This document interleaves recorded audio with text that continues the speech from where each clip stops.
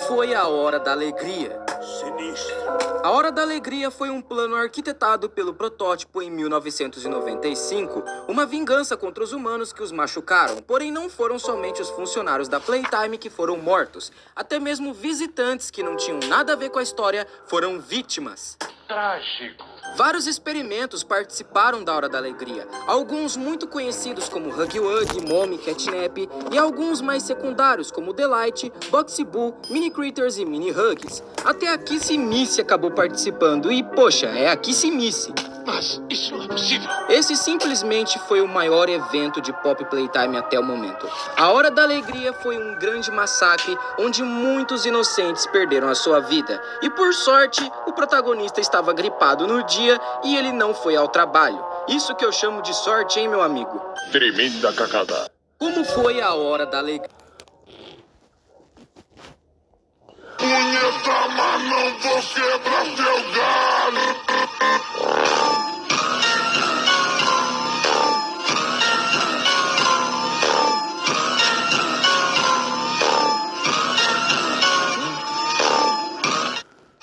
Você sabe o que é a Hora da Alegria em Pop Playtime? No dia 8 de agosto de 1995 aconteceu a Hora da Alegria. Nesse dia, todos os funcionários estavam no local, com exceção de um. E foi aí que o protótipo controlou todos aqueles experimentos atacando os humanos, acabando com todos eles. O que será que é a Hora da Alegria de Pop?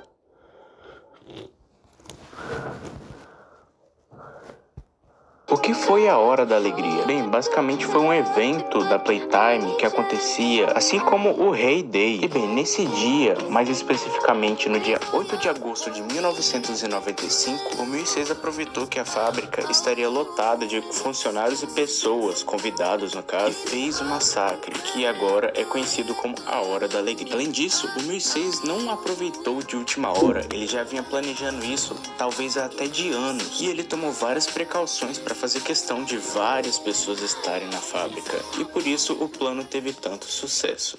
O que foi a... Você não estava na Hora da Alegria. Eu estava em protesto.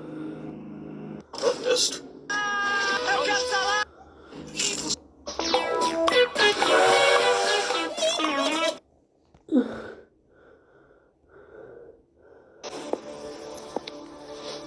Não toque nisso. Beto, por favor. Artistas eram. A história que eu vou contar hoje não começa bem e nem termina bem, mas ela começa em 1930 com Elliot Ludwig, o fundador da Playtime Co., uma das mais bem-sucedidas empresas de brinquedos. A ideia de Elliot era criar uma linha de brinquedos que as crianças amassem. Ele se dedicou tanto ao trabalho que esqueceu de seu relacionamento, e no mesmo ano que ele criou a empresa, ele se separou de sua esposa. Eu disse que não começava bem. Ludwig dedicou sua vida à empresa, e suas criações como o Huggy Wuggy e a Pop Playtime deram tão certo que eles se tornaram um dos brinquedos mais famosos. Pop foi a primeira boneca da empresa. Ela foi projetada para ser mais do que apenas um brinquedo. Ela foi criada para ser incrivelmente realista, capaz de interagir com as crianças de uma maneira quase humana. Porém, essa vontade com o realismo se tornou extremamente perigosa e bizarra após 1960. Nesse ano, Ludwig perdeu uma pessoa importante. Não se sabe quem exatamente, mas as teorias dizem que pode ser sua filha. Numa tentativa de enganar a morte, ele começou a fazer experimentos tentando dar vida aos brinquedos. Em um exemplo, no experimento 814, ele usa gel de papoula numa tentativa de reviver um rato, porém o experimento fracassa. Depois disso, ele fez um experimento mais agressivo. Ele colocou os órgãos e a mente de uma criança em um brinquedo. O experimento foi um sucesso e o brinquedo estava vivo. Acreditam que a Pop foi o primeiro experimento a dar certo. Ludwig, obcecado por brinquedos cada vez mais realistas, continuou fazendo mais experimentos e transformando mais crianças em brinquedos. E você deve se perguntar, como que as crianças desapareciam e ninguém procurava por elas? Playcare. Esse é o nome do orfanato criado por Elliot Ludwig no subsolo da empresa. Crianças que eram abandonadas, que perdiam os pais ou eram colocadas para adoção, muitas iam parar nesse orfanato. Algumas realmente eram adotadas e saíam de lá, mas outras eram transformadas em brinquedos e, por não terem família, ninguém nunca dava falta.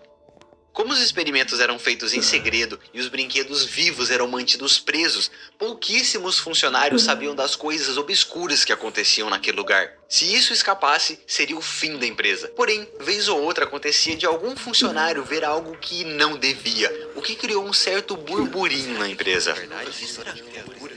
Com o passar do tempo, a Playtime passou a enfrentar mais problemas. Eles lançaram uma coleção de brinquedos chamado Smiling Critters, e um deles era o Catnap. Porém, o Catnap tinha uma característica única: ele causava pesadelos violentos nas crianças. Isso fez com que todos os Catnaps fossem recolhidos e tentaram apagar sua existência. Esses problemas começaram a afetar as economias da empresa, e numa tentativa de reduzir custos e silenciar funcionários que viam coisas que não deviam, Harley Sawyer criou a iniciativa dos corpos grandes. Porém, mal sabia ele que isso seria uma completa catástrofe para a empresa e todos os funcionários e crianças daquele lugar. Esse foi o projeto mais perturbador aceito por Ludwig, com o objetivo de criar brinquedos gigantes capazes de substituir trabalhadores humanos. Com isso, ele não teria que pagar salários e os brinquedos iriam trabalhar 24 horas sem parar, porém isso teria um custo a mais. Enquanto nos brinquedos normais eles usavam apenas os órgãos das crianças, nesse novo experimento eles teriam que usar até mesmo os ossos. Depois disso, ele fundou a Game Station, um lugar onde ele poderia testar as crianças. Cada uma recebia um brinquedo e precisava completar 3 minigames, que testavam as capacidades do cérebro, além da sua resistência e força física. Eles eram constantemente monitorados por cientistas através da janela de observação. Se tivesse um bom desempenho, a criança era enviada de volta ao Playcare, onde permanecia até ser transformada no brinquedo que receberam no início do teste. Na transformação, sua memória era apagada e reprogramada para obedecer aos cientistas. O primeiro experimento dos corpos maiores a dar certo foi o Boxy-Boo. Ele era usado para silenciar funcionários que viram coisas que não deveriam. Outro gigante foi o Huggy Wuggy, aquele que vemos no capítulo 1. Ele era usado como segurança da empresa. A Mommy Long Legs era responsável pela Game Station. Criaram também uma versão gigante do Catnap. Ele era usado para cuidar das crianças no Playcare e também colocava elas para dormir na hora de fazer as cirurgias para transformar em brinquedos. No entanto, esses procedimentos às vezes tinham efeitos colaterais inesperados. Alguns não conseguiam lembrar quem eram ou o que havia acontecido com eles. Um exemplo é o Bob Bear Hug, uma tentativa fracassada de transformar uma menina órfã em um urso gigante. Após a cirurgia, ela sofria com espasmos, não conseguia falar nem ouvir e tinha dificuldades para ficar em pé. Ela melhorou depois de passar por outra cirurgia. Brown, um dinossauro, acordou completamente desorientado, sem fazer ideia de onde estava ou do que aconteceu com ele. Numa tentativa de se apresentar aos outros brinquedos, ele foi atacado. Ele perdeu sua caixa de voz e só não foi morto porque os cientistas o salvaram. Ele passou por uma cirurgia de 12 horas e depois disso ele ficou preso, sozinho, para que ninguém o atacasse. Outros experimentos sequer passavam de 1 hora de vida. Apesar das memórias serem afetadas, eles ainda tinham noção de que algo havia acontecido. Sabiam que não pertenciam àquele corpo e tinham uma vontade enorme de sair daquele lugar. Um exemplo é o Bugbot. Em uma das suas falas, ele pergunta se ele é um garoto de verdade. Sou um menino de verdade? Algo parecido acontece com o Cat Bee. Ela diz para você sair daquele lugar. Você deve sair daqui. Brincadeira! Vá se divertir! Bob Bear Hug, a menina que eu acabei de falar, ela implora para você tirar ela daquela fábrica. Vaguei por aí por tanto tempo. Por favor, me leve com você dessa vez. Você não vai me deixar, vai! Me ajude a gerar uma imagem com o ovo sobre a mesa. Dola, quero que esse ovo tenha um rosto humano. Quebre a casca com uma colher e faça ele mostrar uma expressão de dor. Isso é muito divertido. Ao usar o Dola, você não só dá vida às suas ideias mais criativas e fora da caixa, como também pode resolver problemas e dúvidas do dia a dia. Baixe o Dola agora e experimente. Um dos experimentos se tornou o mais perigoso de todos. O experimento 1006, conhecido como protótipo, foi relatado como um dos mais inteligentes. Não se sabe como ele foi criado, mas ele foi o primeiro a obter consciência e entender o que realmente estava acontecendo naquele lugar. Ele soube dos experimentos e do quão cruel os cientistas eram, e isso criou nele um ódio pelos cientistas e por tudo o que estavam fazendo. Assim ele iniciou um plano para se vingar deles. Ele escapou do seu confinamento e fez amizade com um garoto chamado Theodore Graham Bell. Ele influenciava a criança a sabotar a empresa. Ao longo dos anos, a amizade entre os dois cresceu muito. Porém, um dia, o protótipo, tentando escapar da empresa, pediu ajuda para Theodore. Ele teria que usar aquela mão verde que carrega eletricidade. Porém, por não saber usar direito, ele sofreu um acidente muito grave e ficou à beira da morte. Para evitar perder a criança, os cientistas o transformaram no catnap. Sim, aquele mesmo que eu falei que era usado para cuidar das crianças no Playcare.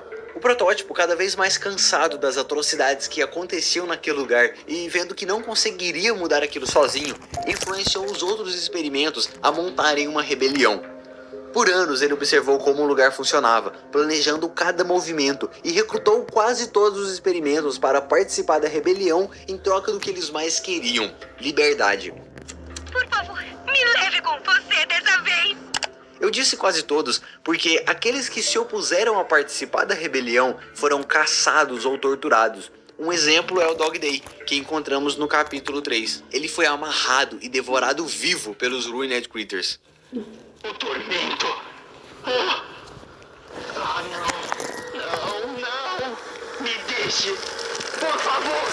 Vai logo.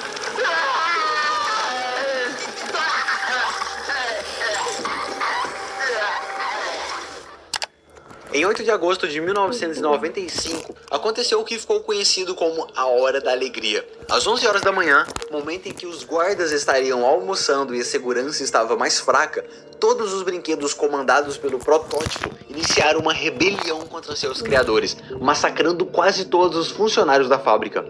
As imagens mostram experimentos como Huggy Wuggy, Kissy Missy, Miss Delight, Mommy Long Legs e vários outros finalizando os funcionários.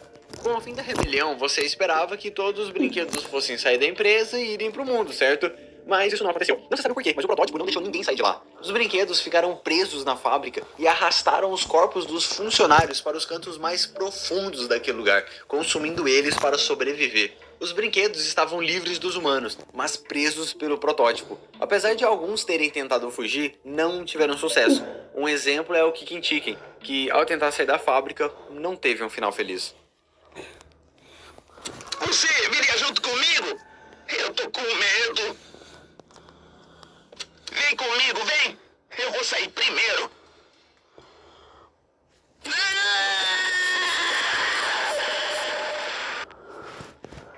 Leif Pierre, um dos responsáveis pela fábrica, foi um dos sobreviventes e ele queria continuar os experimentos. Para isso, ele enviou especialistas em extração de recursos para coletar partes dos brinquedos e continuarem os experimentos em outro lugar.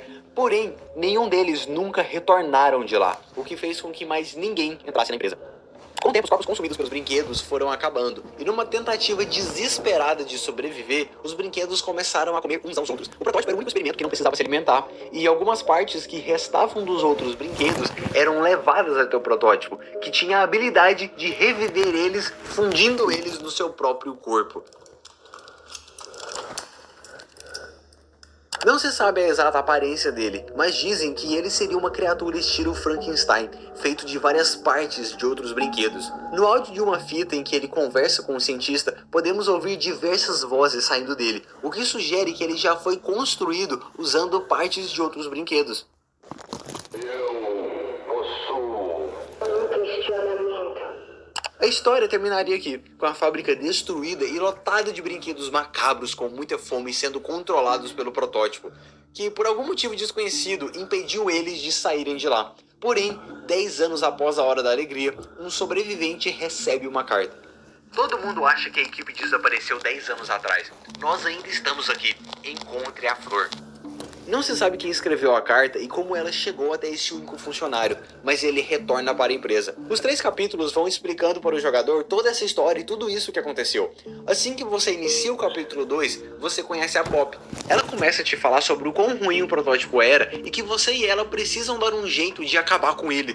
No final do capítulo 3, a Pop revela que ela não participou da Hora da Alegria e que sentiu pena de todos aqueles funcionários lutando por suas vidas. Por não ter participado, o protótipo trancou ela numa caixa com o gás do catnap, fazendo ela dormir até que fosse libertada. Em parte eu entendo o lado do protótipo em querer acabar com todo aquele sofrimento causado nas crianças, porém, vários funcionários nem faziam ideia do que acontecia nas partes mais sinistras da empresa. Muitos perderam suas vidas sem saber o motivo de tanto ódio. No final do capítulo 3, você desce no ponto mais profundo da empresa, e aqui é onde se inicia o capítulo 4, com um novo vilão, Yarnabai. Nesse capítulo, provavelmente vamos descobrir qual é a importância do personagem na empresa, o porquê que ele não estava presente no dia da Hora da Alegria, o porquê que alguns brinquedos são amigáveis com ele, do porquê outros apenas evitam ele, e vamos descobrir também a verdadeira aparência do protótipo e do porquê que ele manteve todos os brinquedos lá esse tempo todo. Eu espero, né? É isso aí, eu espero que vocês tenham gostado do vídeo, eu sou Falo Tucano, deixa o like, se inscreva no canal e muito obrigado por assistir. Você quer jogar esse jogo de sucesso no seu celular? Ainda tá procurando por ele em todo lugar? Não precisa mais. Clique no link abaixo do vídeo para baixá-lo.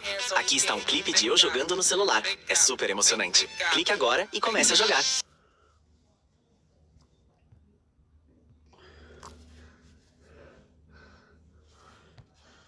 Olá, meu nome é Liz Pierre. A morte dos cientistas em Pop Playtime não foi um simples acidente como você acredita. Tudo foi muito bem planejado, desde o início, quando cada brinquedo era destruído ou forçado a fazer coisas que não queria. Cada uma das horríveis ações dos cientistas foram moldando aos poucos como cada um iria ser punido. A ideia que a maioria das pessoas tem é que eles eram as vítimas de monstros selvagens, os brinquedos, agindo por instinto. Mas é só você lembrar que eles não são só simples brinquedos selvagens. Eles têm uma consciência humana ali dentro. Tudo que um humano faz, eles também conseguem, inclusive ter sentimentos. Da mesma forma que tiveram carinho por umas pessoas, também tiveram muito ódio e rancor por outras. Eles podem lembrar de nomes e ações que os cientistas fizeram com eles. Mas a Playtime não podia saber disso, porque provavelmente eles teriam as suas mentes apagadas. Então, será mesmo que isso foi um incidente e eles só estavam no caminho das bestas selvagens? O protótipo sempre soube que a única maneira de ser livre era unir forças com todos os demais experimentos que sofriam todos os dias. Ele tinha mais ou menos uma ideia do que ele precisava fazer para se libertar de todos os cientistas. Quando o protótipo conseguiu ter as suas pequenas fugas, ele se comunicou com os outros experimentos e conseguiu aliados para conseguir a liberdade. Então ele colocou na cabeça dos experimentos que eles poderiam tomar o controle da fábrica e fazer os cientistas sofrerem nas suas mãos. Uma das piores punições que os cientistas sofreram foi a do Thomas Clark. Ele participou conscientemente de todos os projetos da Playtime Company, então ele merecia o ódio de todos que estavam ali na fábrica, principalmente os experimentos feitos com órfãos. Desde que tomou a decisão de converter-se em um experimento, ele assinou a sua sentença de morte. Ele acreditou que os demais experimentos iriam receber de braços abertos. Mas a verdade é que ele arruinou a vida de todos. Então, eles nem sequer tiveram que planejar a sua morte. Os experimentos só estavam na neurose absurda por tudo que sofreram. Então, na primeira oportunidade, eles decidiram se vingar. Quando ele se transformou no Brown, ele foi encurralado por todos os experimentos. O fim foi lindo. Terminou sendo devorado e depois destroçado por todos. Eles sabiam que o Brown não era um órfão, mas sim um trabalhador da Playtime, e se vingaram da maneira mais horrorosa e selvagem possível. Não dá nem pra imaginar o que os cientistas tinham na cabeça de colocar o Brown com os órfãos. Eles são muito sapados. A morte do Thomas foi rápida, mas muito visceral. Fizeram ele sofrer por tudo que causou a todos os órfãos. Falando nos órfãos, é legal a gente se lembrar do Preston. Em vida, ele não era o vilão principal e nem quem dava as ordens finais, mas por óbvias razões, não era tão inocente. Ele fazia parte de tudo que estava acontecendo, todos os horrores. A diferença é que em certas ocasiões mostrou empatia com o que estava acontecendo e falava com os experimentos como se fossem pobres órfãos. Ele não era o típico cara mau que só os tratava como mercadoria. Ele estava muito confuso quando entrou para trabalhar na Playtime Company. E conforme foi conhecendo as verdadeiras intenções da fábrica, fez tudo que esteve em suas mãos para tentar revelar a verdade. Ele já sabia o que estava arquitetado para os órfãos e provavelmente foi isso que o condenou. Apesar de saber de tudo, nunca enfrentou todos esses abusos. E como o protótipo cuidou dele? Porque o protótipo não o massacrou, nem fez purê. A verdade é que parece que o protótipo gostou bastante dele e deu um dos piores castigos: fazer experimentos com ele e convertê-lo em um monte de pedaços de experimentos. O seu final não é uma morte rápida. O protótipo se encarregou de transformá-lo e fazê-lo passar por toda a crueldade da qual ele participou. Praticamente foi obrigado a viver na sua própria carne os horrores da Playtime Company. Seu mais grande castigo não foi a morte, mas sim não poder escapar daquilo que ele permitiu. Harley Sawyer. É importante mencionar a sua morte, porque esse cientista foi um dos mais impiedosos, inclusive desde a sua infância. Ele foi o responsável por muitos experimentos, incluindo Catnap, Yarnaby e Dewey. Mas ele nunca mostrou compaixão por ninguém, inclusive torturou o próprio protótipo para obter informações. A sua morte foi lenta e dolorosa, sendo castigado por seus próprios colegas e destruído pelo próprio player na primeira oportunidade que a gente tem. Assim, nós podemos ter certeza que o seu castigo foi bem claro e assertivo, tomando em conta que ele foi uma pessoa horrível, porque ficar preso em um computador não é muito legal. Ele nem sequer se deu conta quando jogaram ele lá. Embora a gente pense nisso, o mais possível é que no futuro o Harley Sawyer volte a morrer de novo, já que no final do capítulo 5 podemos ver que, ao que parece, ele fez algum tipo de cópia de segurança de si mesmo e tá vivão. Só Deus sabe o que vai acontecer com ele agora. Jessica Newman. Essa daqui poderia jurar que foi uma das pessoas mais conscientes dentro da fábrica. Sabia de tudo o que estava acontecendo e o que ia acontecer. E mesmo assim, decidiu fazer parte de todo o projeto. A Jessica cresceu dentro da Playcare, o mesmo lugar onde trabalhou como cientista e, além disso, foi a parte da equipe que criou e reprogramou experimentos vivos dentro da Playtime. Ela participou na iniciativa Bigger Boys, ajudando a transformar pessoas reais em brinquedos vivos, como o Catnap e inclusive até mesmo o Thomas Clark. Ela estava torturando os pequenos. Todos nós pensaríamos que alguém que viveu e passou por todas essas coisas similares teria ao mesmo um pouco mais de empatia. Mas no caso da Jessica não foi assim. Ela seguiu atuando como uma besta sem coração. Não teve nem sequer uma pitada de empatia. Até o próprio protótipo reconhece que ela não foi nada amável com ele. Por essa razão, a Mom Longlegs tentou atacá-la quando estava tendo aquela entrevista delas. O pior de tudo é que sempre tentou justificar e colocar a culpa nos demais. Até tentou convencer o protótipo que o culpado de tudo isso era somente o Pierre. A Jessica não recebeu a mesma sentença que um simples empregado qualquer. Ela é enfrentada e destruída pelo próprio protótipo, frente a frente. Não é qualquer experimento que acabou com ela. Com isso, fica bastante claro que a Jessica esteve muito envolvida com a transformação do protótipo por todo o ódio com que ele fala dela. Senhorita Grace Green, a encarregada da lavagem de cérebro mais cruel de todo o mundo. Grace não sujava suas mãos com máquinas, mas sim era encarregada de preparar os órfãos. Ela mostrava vídeo para lavar o cérebro deles e convencê-los a aceitar a sua nova identidade como brinquedos. O mais cruel é que quando algum resistia a isso, era ela quem ordenava enviá-los à caixa dos brinquedos maus, onde terminava sendo triturados, mesmo implorando pela sua vida. O Hug não podia fazer nada a não ser obedecer e jogar todos na caixa. Então, no exato momento que chegou a hora da alegria, ela tentou se esconder. Foi encontrada pelos Smiling Critters e Baba Chops, mas eles não a mataram, porque a morte era simples para alguém tão cruel como ela. O protótipo decidiu transformá-la na Lily, submetendo ela ao mesmo condicionamento mental que ela impôs aos outros. Seu sofrimento foi brutal, suportou 122 dias, e foi a que mais resistiu até que por fim se quebrou. Ela perdeu a coragem, desenvolveu identidades fragmentadas e ficou obcecada com seu antigo corpo. Foi torturada psicologicamente pelo protótipo e ao final simplesmente morreu nas mãos do player.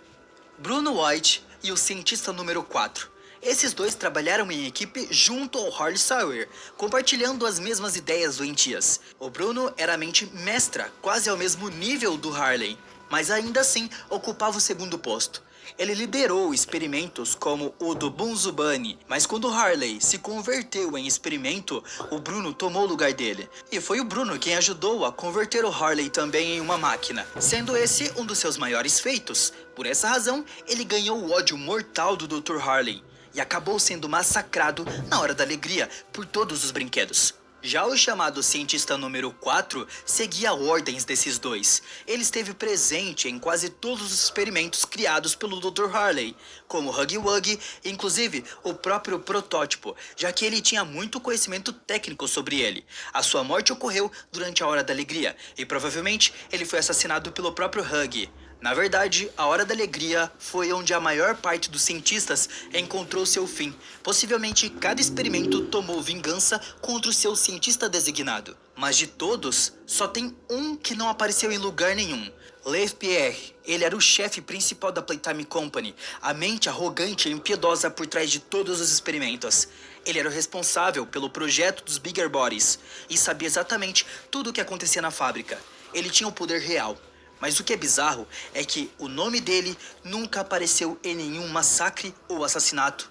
A gente não vê ele sofrendo como os outros cientistas. Ele nunca foi confrontado cara a cara por nenhum brinquedo, nem pelo próprio protótipo.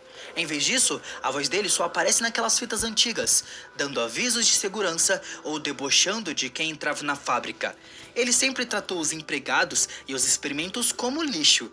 E o mais estranho é que ele sobreviveu à Hora da Alegria, enquanto todos os outros foram massacrados. Eu não acredito nem por um segundo que o protótipo esqueceu dele. O protótipo não mata por fome, ele avalia e atua no momento certo.